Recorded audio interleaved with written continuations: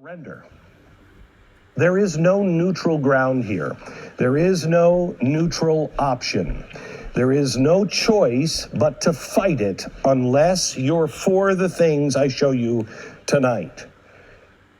We are up against something that has been so well planned out, but we can change this if we stand up and wake up. I'm going to show you more on this later, but this is a questionnaire that is part of one public school system's gender support plan. This is to be given to kids as early as kindergarten. Notice the box, students assigned sex at birth. And then the other box right next to it for the student's gender identity. Now, this goes on to establish a point of contact for the student to have people at the school the student can get counsel from regarding their gender identity. It specifies whether the child's family is aware of any of this and what the school should do if the parents aren't aware or aren't supportive. Let me just say this. If you had a family member, let's say a creepy uncle, that had your third grader alone and said, listen, we're just going to talk about things like your gender and sex, and we're not going to tell mom and dad.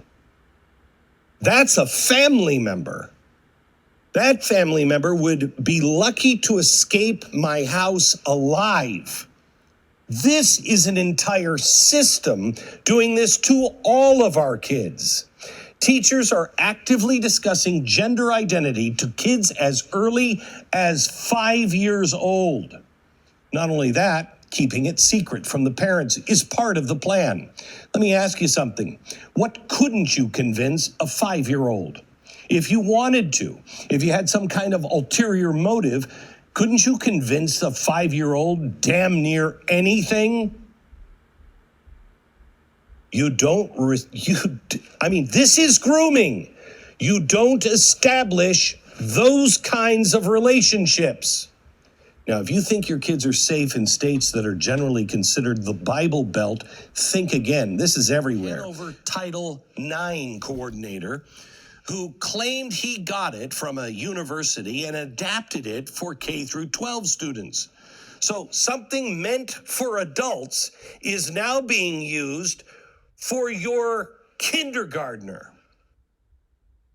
This form is from another school in North Carolina. It specifically states there should be measures taken to conceal information from parents while the school continues gender identity treatment. Is this happening to your child right now? There is no way of really knowing because the school is being told to keep it secret. Now consider this.